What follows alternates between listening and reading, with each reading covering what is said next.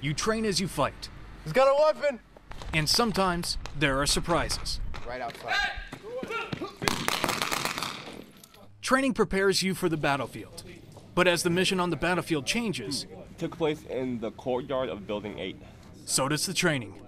The Joint Multinational Readiness Center, or JMRC, is always evolving to match what's happening on the battlefield.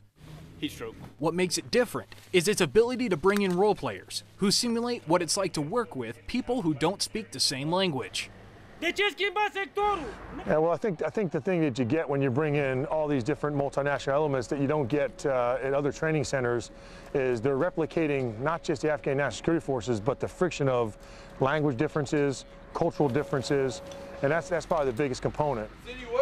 Nope, just radio. The training can be hard for some, but it's supposed to be as close as possible to what will happen while deployed. When we look at training, we have to take into consideration working across cultures, the language challenges that are associated with that, not to mention different training levels. That road that bisects? And so when you take all that into consideration and you put it in a training environment, that is something that can't be replicated anywhere else but here at JMRC. Have troops ISAF. In other words, JMRC is where you train, as you'll fight downrange, where the 2nd Cavalry Regiment is headed in just a few months. Once again, you can't replicate this anywhere else in the world.